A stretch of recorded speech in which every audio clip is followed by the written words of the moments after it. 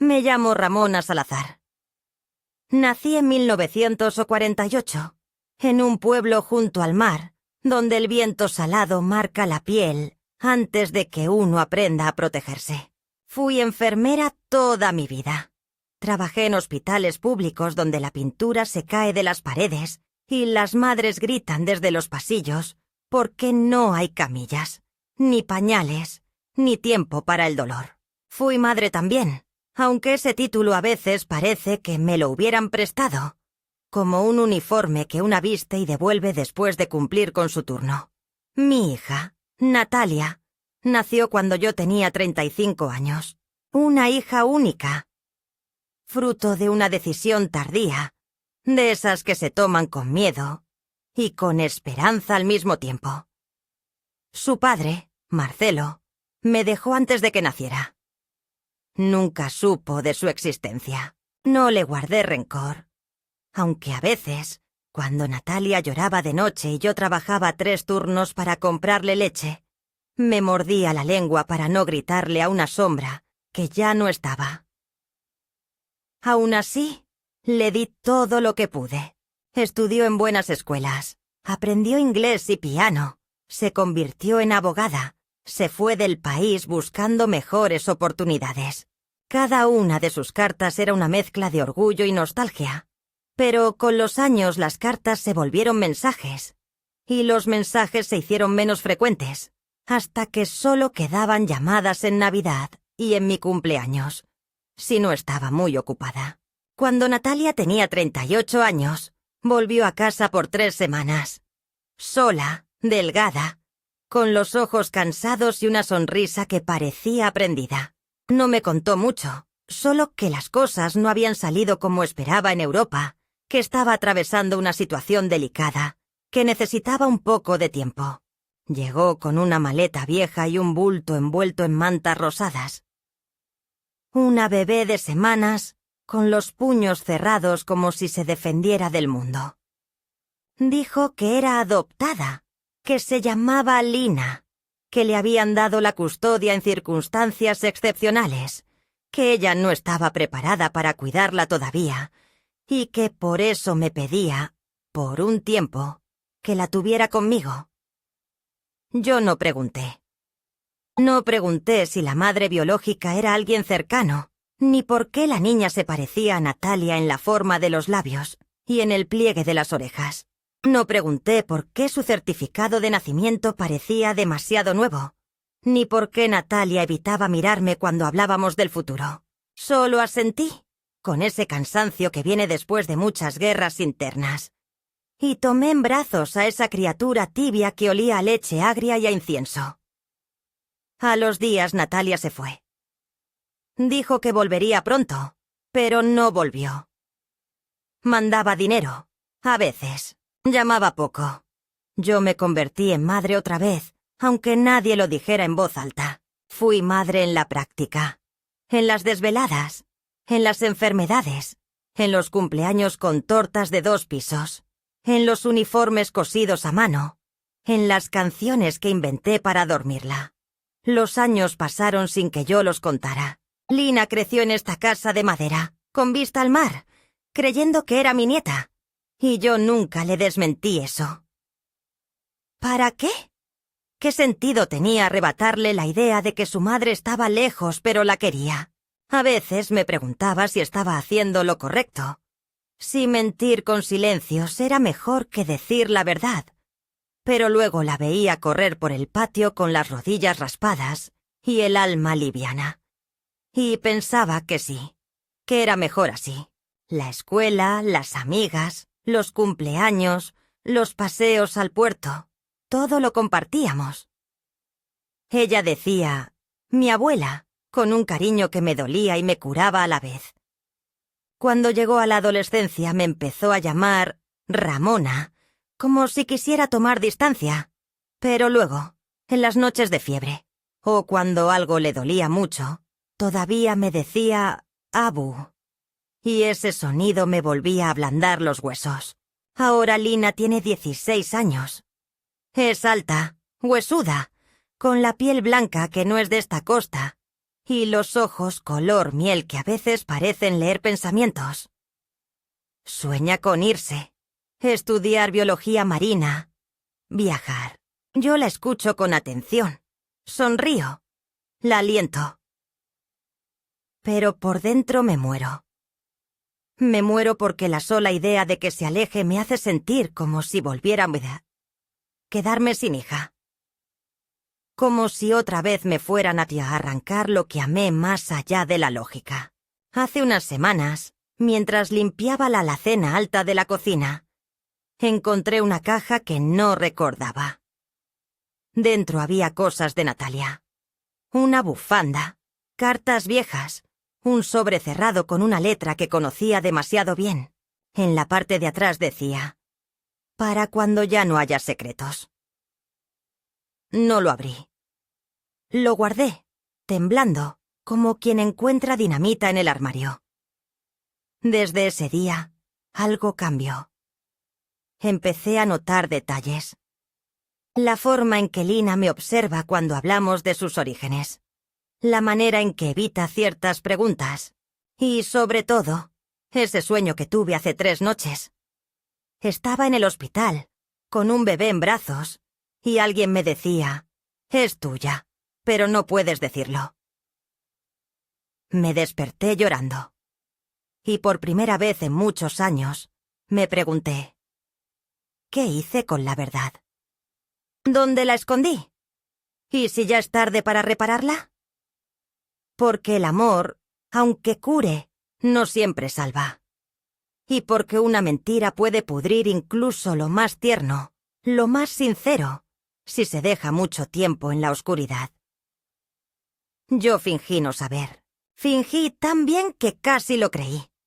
Pero hay cosas que el cuerpo recuerda, aunque el alma se empeñe en olvidarlas. Y algo en mi cuerpo, en mis manos, en mi vientre, en mi silencio, empieza a reclamar lo que es suyo, porque tal vez nunca fui solo su abuela. Tal vez fui más. Tal vez, sin saberlo del todo, fui su madre. El sobre permaneció en la alacena durante semanas, como una presencia muda que cada vez se hacía más pesada, como si el cartón amarillento tuviera la capacidad de absorber mis pensamientos, de enredarse en mis silencios. Cada vez que abría el mueble para alcanzar las especias o el frasco de arroz, mis ojos se posaban en él apenas un instante, y luego se apartaban con la rapidez de quien ha visto algo prohibido. No era miedo lo que sentía exactamente. Era algo más hondo, más viejo. Era la intuición de que, si rompía ese sello, todo lo que había sostenido hasta ahora, mi mundo entero, se derrumbaría de forma irreversible. Y sin embargo, seguía ahí, esperando. Yo continuaba con mi vida cotidiana. El mercado los lunes, el café con la vecina los jueves, las sopas lentas que llenaban la casa de aromas tibios. Pero todo estaba teñido por la sospecha, por la sensación de que algo en el fondo de mi historia había sido escrito con otra tinta. Un viernes de junio, mientras ordenábamos la sala juntas, Lina encontró una carpeta vieja que contenía papeles escolares de su madre. Había dibujos infantiles, un boletín con buenas calificaciones, y entre ellos, sin saber cómo había llegado allí, apareció un documento doblado en 4, con bordes descoloridos y el papel ya quebradizo por el paso del tiempo. Lina lo leyó en silencio, primero con curiosidad, luego con el entrecejo fruncido. Me lo tendió con un gesto lento, casi temeroso, como si supiera que ese papel traía consigo una pregunta que yo no quería contestar. «Abu», dijo, usando ese apodo con una mezcla de ternura y reproche. «Aquí dice que mi madre biológica se llama Alicia Montenegro. Ese no es el nombre de mamá». Mi corazón dio un salto, pero mi rostro no se inmutó. Tomé el papel y lo examiné con lentitud, fingiendo interés neutral. Era un acta de nacimiento, o mejor dicho, una copia del registro clínico de una adopción privada. Nada oficial, pero sí lo bastante detallado como para dejar claro que alguien, en algún momento, había hecho esfuerzos por ocultar una historia. En el campo de madre biológica estaba ese nombre que para mí no era nuevo. Alicia Montenegro era mi segundo nombre, uno que usé por pocos años en mi juventud, en la época en que soñaba con irme lejos, a estudiar en la capital, antes de que la vida me hiciera volver a este pueblo con una enfermería colapsada y una hija en el vientre. Nadie más lo usaba. Natalia nunca lo supo. O al menos, eso creía yo. Lina me miraba, esperando una respuesta. Yo, como tantas veces, elegí el camino de la cautela. Le dije que seguramente se trataba de un error, que en los procesos de adopción a veces se usaban nombres ficticios para proteger identidades, que lo importante era el presente y no el pasado. Pero ella no parecía convencida. Asintió en silencio, guardó el papel en la carpeta y no dijo nada más. Esa noche cenamos en silencio. Yo apenas probé la sopa de lentejas.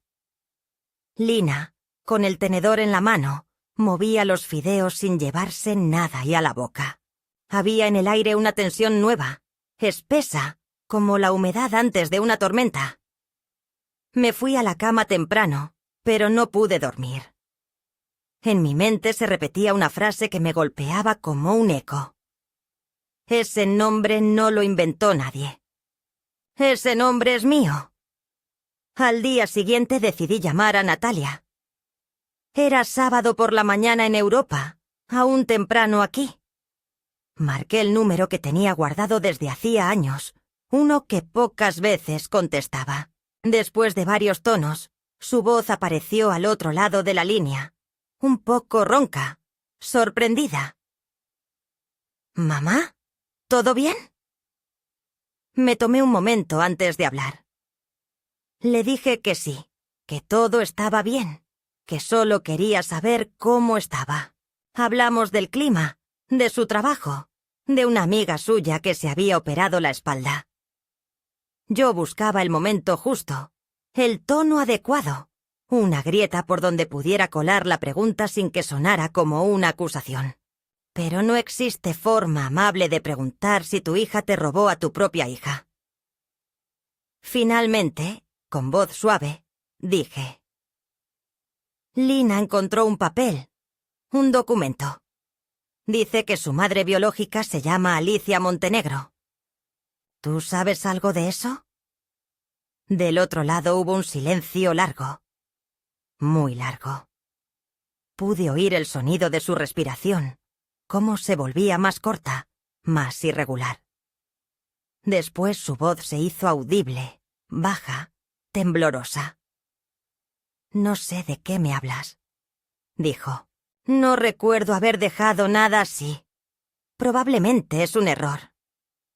Su frase fue cortante, pero yo ya la conocía. Sabía cuándo mentía. Y ese tono suyo, el que usaba cuando no quería hablar más de un tema, fue la señal. «Natalia», insistí. Ese era mi segundo nombre. ¿Lo sabías? Esta vez no contestó. Después de unos segundos, la llamada se cortó. No sé si fue la señal, si fue ella, o si fue el universo que quiso dejarme sola con mis dudas. Pero algo en mí se quebró definitivamente. El sobre de la alacena, el acta, el nombre, su silencio. Todo se ordenaba como un rompecabezas cruel. Ese mismo día, saqué el sobre de su escondite. Me senté en la cocina, frente a una taza de café frío, y lo abrí con manos temblorosas. Dentro había una carta, escrita con tinta azul, con la caligrafía apretada de Natalia, y varias hojas médicas. La carta comenzaba así: «Mamá, si alguna vez llegas a abrir esto, es porque ya no pude seguir callando». La leí de principio a fin, 2 veces, y luego una tercera. deteniéndome en cada frase como si buscara una palabra que lo anulara todo. Una grieta por la que pudiera escapar la posibilidad de que fuera cierto. Pero no había escape. Natalia contaba que años atrás, durante un proceso de fertilidad, usó un embrión que le habían implantado erróneamente a otra persona. Esa otra persona era yo. La clínica cometió un error médico, un horror, y no me lo dijeron. Yo, con más de 50 años, sin saberlo, llevé en mi vientre a esa niña. Los médicos lo ocultaron.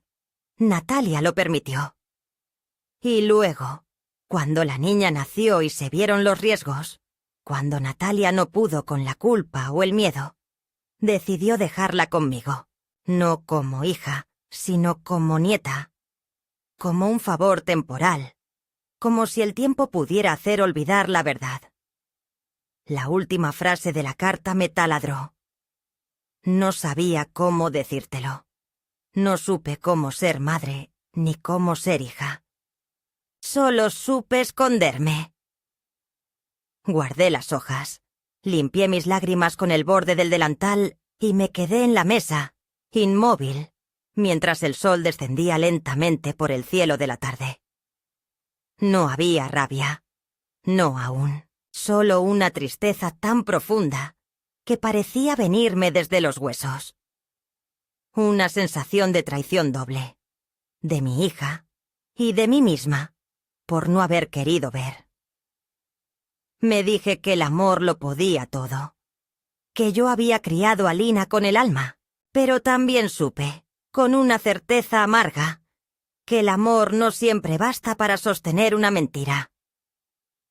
Y esa noche, al mirar a Lina dormida, con el cabello revuelto sobre la almohada y el rostro en paz, entendí que había llegado el momento en que una verdad escondida demasiado tiempo se vuelve veneno.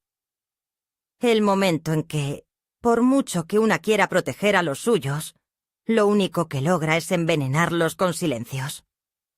Porque fingir no saber ya no era una opción. No después de esto.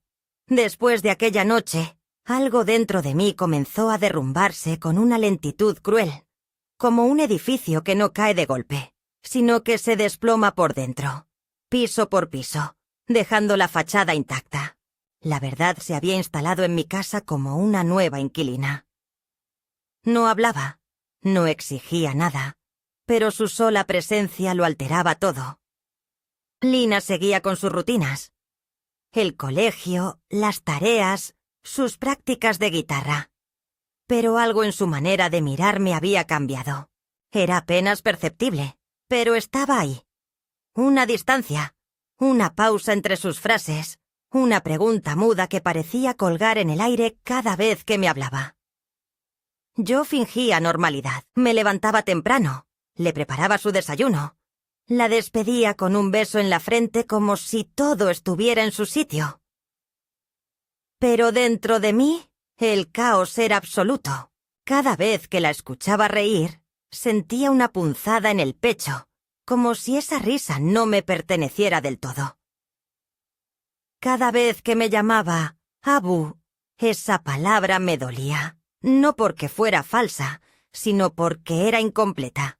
Una tarde, después de la escuela, la encontré sentada en el sofá, con el sobre abierto sobre sus piernas. No me miró al entrar, pero su silencio era tan ensordecedor que detuve el paso sin saber si avanzar o retroceder. El aire entre nosotras era denso, cargado de algo que ya no se podía seguir ocultando. Cuando finalmente alzó la vista, su rostro era el de alguien que ha cruzado un umbral. Ya no era la niña que me pedía cuentos antes de dormir. Era una joven mujer enfrentando su origen como quien enfrenta una herida recién abierta. ¿Esto es verdad?, preguntó, alzando la carta sin temblor en la voz. No había rencor en su tono, ni drama, ni lágrimas. Solo la necesidad desesperada de que alguien, al fin, le dijera la verdad sin adornos. Me senté frente a ella. Sentí mis piernas pesadas como si cargaran años de mentiras encima. Respiré hondo, como antes de dar una mala noticia en la sala de security de emergencias. Asentí. Sí, es verdad. Su labio inferior tembló apenas, pero no bajó la mirada. Entonces ¿tú me tuviste? Me tomó unos segundos responder. Sí, te llevé dentro de mí, pero no lo supe hasta mucho después. Fue un error médico, un encubrimiento. Tu madre... Natalia, ella tomó decisiones sin consultarme, y yo no supe cómo enfrentarlo. Lina se abrazó a sí misma. Su cuerpo temblaba ligeramente. Toda mi vida creí que era adoptada, que Natalia me había salvado de algo peor. Pero tú lo sabías. ¿Desde cuándo? Cerré los ojos. No desde el principio. Al principio solo sabía que te dejaba aquí como si yo fuera una especie de niñera permanente. Luego fui descubriendo pedazos, indicios. Y cuando encontré la carta, ya era tarde. Lina se levantó de golpe. Caminó hasta la ventana, se apoyó en el marco como si necesitara algo que la sostuviera. ¿Y por qué no me lo dijiste antes? ¿Por qué me dejaste vivir con una historia falsa? ¿Por qué me mentiste tú también? Me costaba respirar. Cada palabra suya me atravesaba como un alfiler caliente. Porque te amaba. Porque tenía miedo de que me odiaras si lo sabías. Porque pensé que era mejor así, que la verdad iba a romper lo que teníamos. Se dio vuelta. Sus ojos brillaban con furia contenida. ¿Y no ves que eso ya pasó? Que lo que se rompió fue la confianza. No puedo ni siquiera entender quién soy. ¿Soy hija de Natalia? ¿Soy tu hija? ¿Soy hija de nadie? Quise abrazarla, contenerla, pero dio un paso atrás. No, no me toques. No ahora. Subió las escaleras y se encerró en su habitación.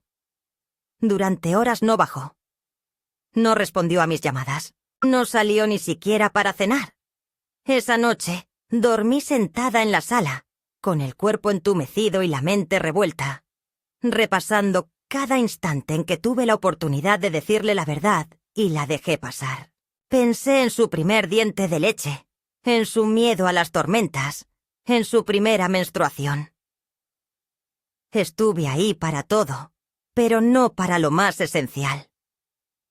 ¿Qué clase de madre hace eso? ¿Qué clase de mujer permite que su hija crezca en una mentira? Yo había querido protegerla, sí, pero también me protegía a mí misma. Me protegía del rechazo, del juicio, del derrumbe.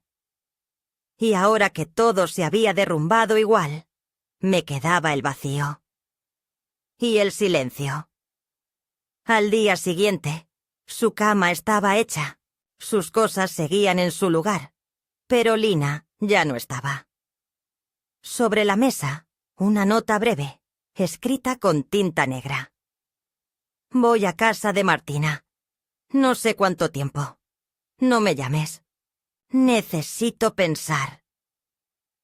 Me desplomé en la silla, con la nota en la mano, como si fuera un parte médico. No me llamaba Abu. No me llamaba mamá. No me llamaba de ninguna forma. Era una despedida sin título, sin destinatario, sin consuelo. Pasé el día en automático. No limpié, no cociné, no abrí las cortinas. Me senté frente a la televisión encendida sin volumen, mirando imágenes que no registraba, como si mi cuerpo se negara a participar de mi vida. A la noche, me llamó Natalia. No respondí. No tenía fuerzas para escuchar su voz, para soportar su indignación, su posible remordimiento, o peor aún, su indiferencia. La mujer que una vez fue mi hija había cruzado una línea. y aunque podía intentar justificarse, ya no había forma de volver atrás. El lunes siguiente, mientras caminaba por el pueblo hacia la farmacia, escuché voces que bajaban de tono al pasar. 2 vecinas se dieron la vuelta fingiendo no haberme visto. La noticia ya corría. ¿Alguien? ¿Quizá Martina? ¿Su madre? Había hablado. En los pueblos pequeños, el escándalo es más rápido que el viento. Me sentí desnuda, expuesta, como si todos pudieran ver mi fracaso, no como madre ni como abuela, sino como mujer que no supo custodiar su verdad. Pensé en irme, empacar lo poco que tenía, dejar la casa, la costa, los recuerdos. ¿Pero a dónde? ¿Y para qué? Mi vida estaba aquí, o lo que quedaba de ella. Esa noche, mientras me servía una taza de té, sonó el timbre. Era Natalia. No llamó antes, no avisó. Apareció en mi puerta como si aún tuviera derecho a entrar en mi casa sin permiso. La miré sin decir nada. Estaba demacrada, ojerosa, con el cabello más corto, como si se hubiera liberado de algo, o intentara parecer otra mujer. ¿Podemos hablar?, dijo, y su voz era más grave, más seca. Me hice a un lado y la dejé pasar. Se sentó en la mesa de la cocina, la misma donde yo había leído su carta, donde tantas veces la esperé con la cena servida. Lina me llamó, dijo sin rodeos. Me contó todo. Asentí. ¿Y qué tienes para decirme?, pregunté con más calma de la que sentía. Natalia bajó la mirada. Que no lo manejé bien, que me equivoqué, que creí que si te dejaba criarla iba a ser mejor para todos, que tú sabías cómo hacerlo, que yo no podía. La interrumpí. No era cuestión de saber o no, era tu responsabilidad, y luego fue la mía. Pero lo que hiciste no fue cederme una carga, fue quitarme la posibilidad de elegir. Natalia se frotó las manos, nerviosa. Quiero hablar con ella, decirle todo yo, que no se entere solo por vos. Me reí sin humor. Ya lo sabe. Lo leyó, y se fue. La noticia la sacudió. ¿Se fue? ¿A dónde? A casa de una amiga. Dijo que no la llamáramos. Natalia se quedó en silencio. Por primera vez en muchos años, pareció pequeña, frágil. No la culpo, dijo. Yo tampoco sabía quién era. Siempre creí que yo era hija tuya, pero no sabía que también era cobarde. Me sorprendió su confesión. Me dolió, porque en esas palabras, suyas y mías, se resumía todo. Generaciones de mujeres criando sin preguntar, amando sin reclamar, sacrificándose sin permiso. Se levantó, me tocó el hombro. ¿Crees que algún día nos perdone? Yo no tenía respuestas. Solo sabía que, si Lina era como nosotras, iba a necesitar tiempo, espacio, y algo que ninguna de las dos supimos darle antes. La verdad, sin adornos, sin miedo. Y tal vez, algún día, también un nuevo comienzo. Pero para eso, primero teníamos que dejar de mentirnos a nosotras mismas. Los días siguientes transcurrieron en una calma tensa, como si el tiempo mismo se hubiera detenido, suspendido en una espera silenciosa. La casa, que solía vibrar con la energía de Lina, ahora se sentía vacía. Cada rincón impregnado de su ausencia, los objetos cotidianos, su taza favorita, el libro que dejaba abierto en la mesa, el cojín donde se recostaba, se convirtieron en recordatorios constantes de su partida. Me movía por la casa como una sombra, realizando las tareas diarias en automático, mientras mi mente se sumergía en un mar de recuerdos y reflexiones. Una tarde, decidí visitar la iglesia del barrio, un lugar que había dejado de frecuentar hacía años. Al entrar, el aroma a incienso y las velas encendidas me envolvieron, transportándome a tiempos pasados. Me senté en uno de los bancos, dejando que el silencio del lugar me abrazara. Cerré los ojos y por primera vez en mucho tiempo, recé. No pedí nada en particular. Simplemente hablé con Dios, compartiendo mi dolor, mi culpa y mi deseo de redención. Al salir de la iglesia me encontré con Martina, la amiga de Lina. Su presencia me sorprendió, pero más aún su expresión seria.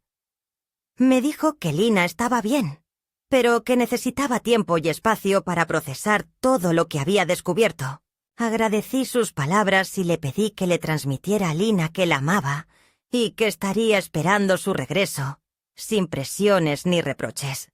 Esa noche, al regresar a casa, me senté en la sala y saqué una caja de recuerdos que había guardado durante años. Dentro había fotografías, cartas y pequeños objetos que narraban la historia de mi vida y la de Natalia.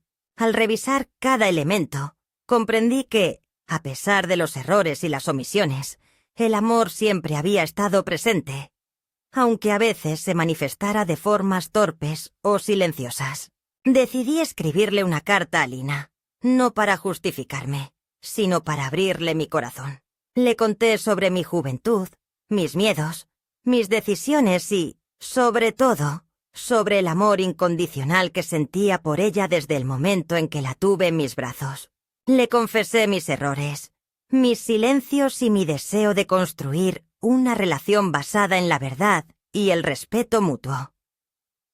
Al terminar, sellé la carta y la guardé, esperando el momento adecuado para entregársela. Los días continuaron su curso, y aunque la tristeza persistía, también comenzó a surgir en mí una nueva determinación.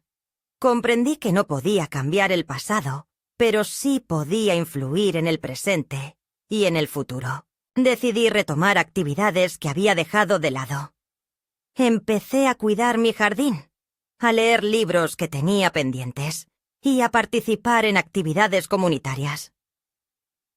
Cada pequeña acción me ayudaba a reconstruirme y a encontrar sentido en medio del dolor.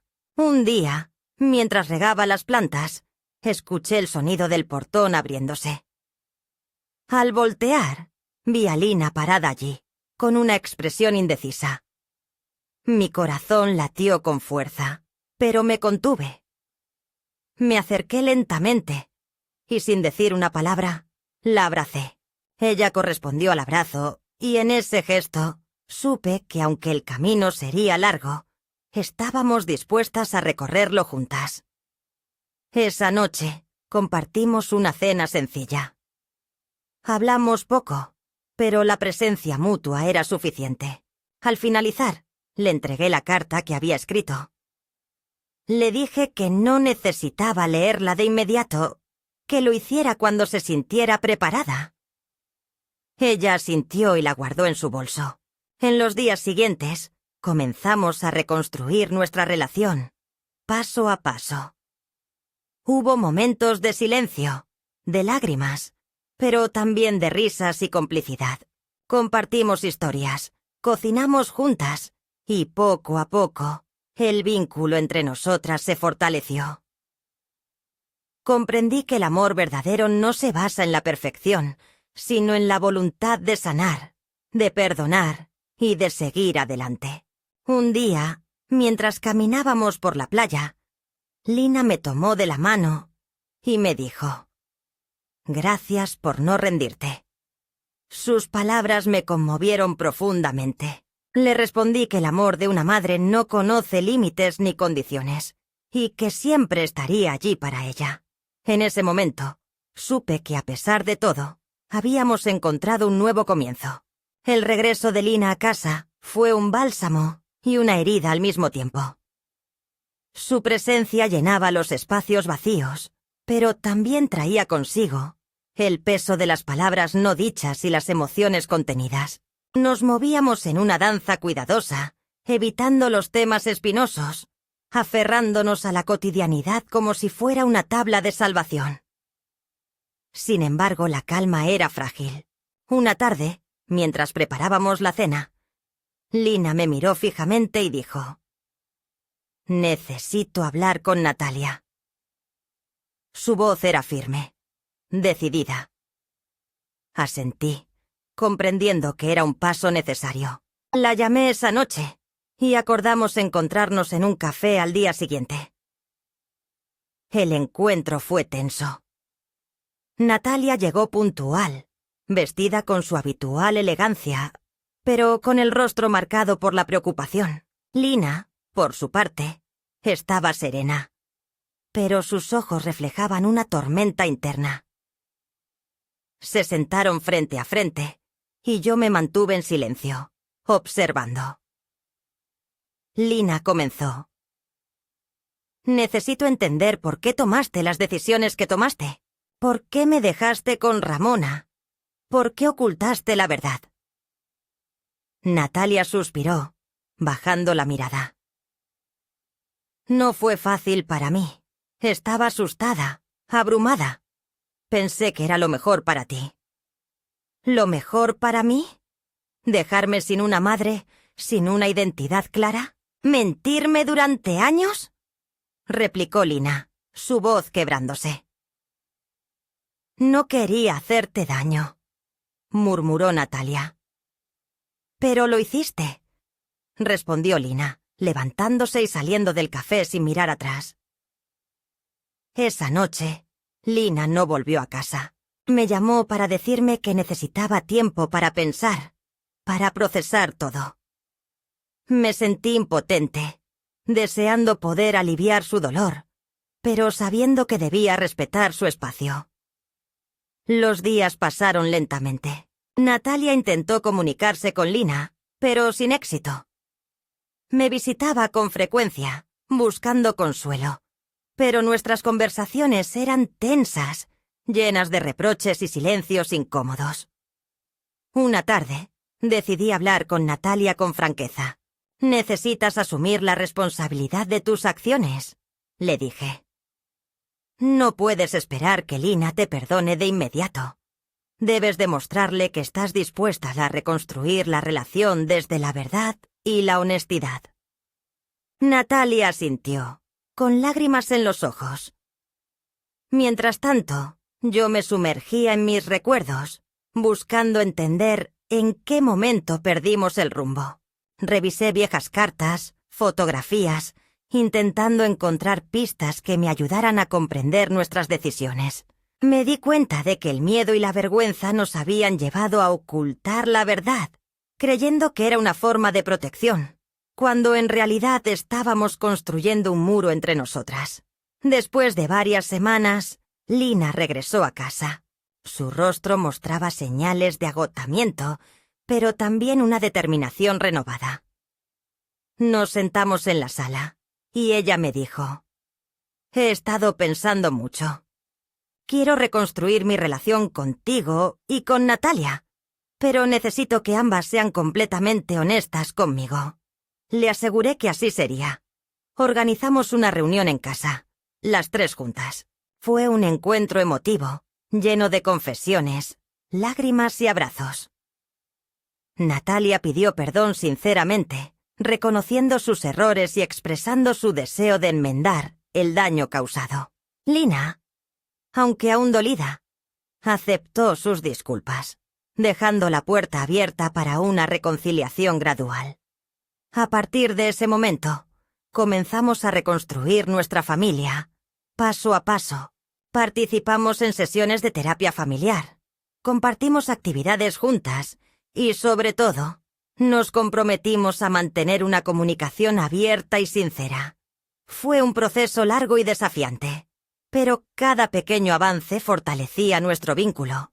Con el tiempo, Lina decidió investigar más sobre sus orígenes y la clínica donde ocurrió el error médico. Descubrió que había otras personas afectadas por situaciones similares y decidió alzar la voz, compartiendo su historia para crear conciencia y evitar que otros pasaran por lo mismo. Su valentía me llenó de orgullo y admiración. Nuestra familia, aunque marcada por el dolor y las heridas del pasado, encontró una nueva forma de unirse, basada en la verdad, el perdón y el amor incondicional. Aprendimos que, aunque no podemos cambiar lo que sucedió, sí podemos elegir cómo enfrentarlo y construir un futuro diferente. El día amaneció gris, con nubes densas que presagiaban una tormenta. El aire estaba cargado de una tensión palpable, como si la naturaleza misma presintiera el desenlace inminente de nuestra historia. Me desperté temprano, incapaz de conciliar el sueño, con el corazón latiendo con fuerza y una sensación de inquietud que no lograba disipar. Sabía que ese día marcaría un antes y un después en nuestras vidas. Lina había estado distante en los últimos días, sumida en sus pensamientos, evitando conversaciones profundas. Natalia, por su parte, había intentado acercarse, pero sus esfuerzos eran recibidos con frialdad. La tensión entre ellas era evidente, y yo me encontraba en medio, intentando mantener un equilibrio que se desmoronaba con cada palabra no dicha. Esa mañana decidí preparar un desayuno especial, con la esperanza de reunirnos y hablar abiertamente. La mesa estaba servida con esmero. Pan recién horneado, mermeladas caseras, café aromático. Me senté y esperé, observando cómo las agujas del reloj avanzaban lentamente. Finalmente Lina bajó, seguida por Natalia. Se sentaron en silencio, evitando mirarse. Tomé una respiración profunda y comencé. Sé que ha sido un tiempo difícil para todas, pero creo que es momento de hablar con el corazón, de expresar lo que sentimos y buscar una forma de sanar. Lina levantó la vista, con los ojos llenos de lágrimas contenidas. ¿Sanar? ¿Cómo se sana una vida construida sobre mentiras?, preguntó con voz temblorosa. Natalia intentó responder, pero Lina la interrumpió. No quiero más excusas. Quiero la verdad, toda la verdad. Wikipedia. Natalia bajó la mirada, visiblemente afectada. Cometí errores, muchos. Tenía miedo. Me sentía incapaz de ser madre. Pensé que dejarte con mamá era lo mejor, pero ahora veo cuánto daño causé. Lina se levantó abruptamente, derribando su silla. No puedes simplemente decir «lo siento» y esperar que todo se arregle, exclamó, con la voz quebrada por la emoción. La tensión en la habitación era insoportable. Me acerqué a Lina, intentando calmarla. Entiendo tu dolor, hija, pero debemos encontrar una forma de avanzar, de reconstruir lo que queda. Lina me miró, con una mezcla de amor y desesperación. No sé si puedo, Abu. No sé si puedo perdonar. En ese momento el timbre sonó. Me dirigí a la puerta y encontré a un hombre joven, con una expresión seria. ¿Ramona Montenegro?, preguntó. Asentí confundida. Soy abogado de la clínica donde se realizó el procedimiento de fertilización. Hemos descubierto irregularidades y estamos investigando posibles negligencias. Le invité a pasar y explicó que había más casos similares, que la clínica había encubierto errores y que estaban dispuestos a llegar a un acuerdo. La noticia nos dejó atónitas. Natalia se mostró indignada, exigiendo justicia. Lina, en cambio, parecía más interesada en comprender su origen, en encontrar respuestas a las preguntas que la atormentaban. Decidimos colaborar con la investigación, con la esperanza de que la verdad saliera a la luz y que, de alguna forma, eso nos ayudara a sanar. En los días siguientes, nos sumergimos en un proceso legal y emocional agotador. Revivimos momentos dolorosos, enfrentamos verdades incómodas y poco a poco Comenzamos a entender las motivaciones y temores que nos llevaron a tomar decisiones equivocadas. Fue un proceso catártico que nos permitió liberar el peso de los secretos y abrir espacio para la comprensión y el perdón. Finalmente, la clínica aceptó su responsabilidad y ofreció una compensación. Pero más allá del aspecto legal, lo importante fue que a través de este proceso logramos reconstruir nuestros lazos. Lina comenzó a llamarme mamá. Un gesto que me conmovió profundamente. Natalia y yo también encontramos una forma de reconciliación, basada en la aceptación de nuestras imperfecciones y el amor que, a pesar de todo, siempre nos unió. La tormenta que se avecinaba aquel día finalmente llegó. Pero no fue destructiva. Fue una lluvia purificadora, que limpió las heridas y nos permitió renacer como familia. Aprendimos que la verdad, por dolorosa que sea, es el único camino hacia la libertad y la paz interior. Ahora, cuando el sol cae lento sobre el jardín y el viento del mar golpea con su humedad, acostumbrada a las viejas contraventanas de la casa, me siento en el porche de madera, a mirar las sombras que se alargan entre los arbustos, y pienso en todo lo que fue, lo que no fue, y lo que finalmente acepté que simplemente no será. Lina está en la ciudad, terminando sus estudios. Viene los fines de semana con su mochila llena de libros y sus nuevas preguntas, algunas de las cuales no puedo responder. Ya no me llama Abu, y tampoco mamá todos los días. Pero a veces, cuando está cansada o triste, me dice así, como quien regresa a un lugar seguro, y yo siento que esa sola palabra basta para sostenerme en pie el resto de la semana. El cambio no fue inmediato, ni simple. La verdad dejó cicatrices, algunas más profundas de lo que nos gustaría admitir. Pero también trajo una clase de paz que solo pueden hacer cuando ya no hay necesidad de fingir. La casa es más silenciosa ahora, pero no es un silencio triste. Es un silencio que sabe a aceptación, a descanso. He vuelto a cuidar el jardín, a releer viejos libros y a escribir un diario que no sé si alguien más leerá. Lo hago porque quiero dejarle algo a Lina más allá de las explicaciones médicas o los documentos legales. Quiero que, si un día vuelve a perderse en el laberinto de las dudas, encuentre en mis palabras la brújula que le recuerde que fue amada. No con perfección, pero sí con coraje. Natalia volvió a Europa después de que todo se resolvió. Se despidió con una carta escrita a mano. Algo extraño en ella, pero significativo. Decía que necesitaba comenzar de nuevo, que había entendido que a veces ser madre significa también hacerse a un lado y dejar que otros sanen donde uno no supo. No me pidió perdón otra vez. Creo que entendió que hay culpas que ya no necesitan más palabras. Lina la visita de vez en cuando, en vacaciones, y aunque no me cuenta demasiado, noto en sus ojos que la relación ha encontrado su propio ritmo. No una reconstrucción, sino otra cosa. Una especie de reconocimiento mutuo. Una tregua sin promesas. A veces me pregunto si hice lo correcto desde el principio. Si debí abrir el sobre antes. Si debí hacer más preguntas. Si debí enfrentar a Natalia con más firmeza cuando dejó a la niña en mis brazos, como si fuera un paquete incómodo. Pero luego me recuerdo que la maternidad, como la vida, no es una línea recta. Es un camino lleno de decisiones tomadas desde el miedo, el amor, la confusión o la simple necesidad de sobrevivir. Tal vez no hice lo correcto, pero hice lo mejor que pude. Hace poco, Lina me entregó una carta que había escrito para un concurso de ensayos.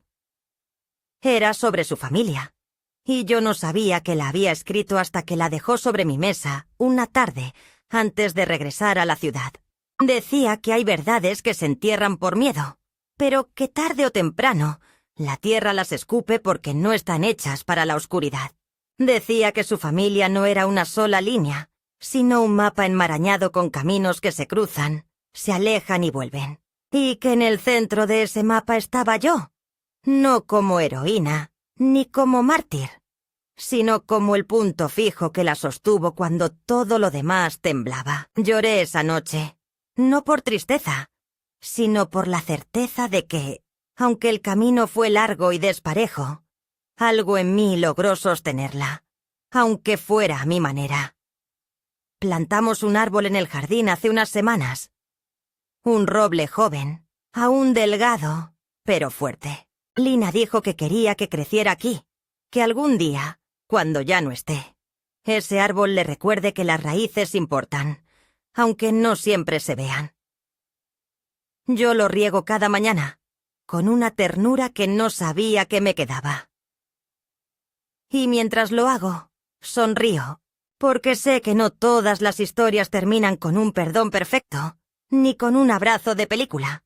Algunas terminan así, con una semilla plantada, una carta guardada en un cajón, y una mujer mayor que al final de su vida se permite sentarse bajo su propio silencio y decir, sin miedo ni vergüenza, que también fue madre. Que no fue en vano. Que todo, incluso el error, sirvió para que alguien más pudiera crecer.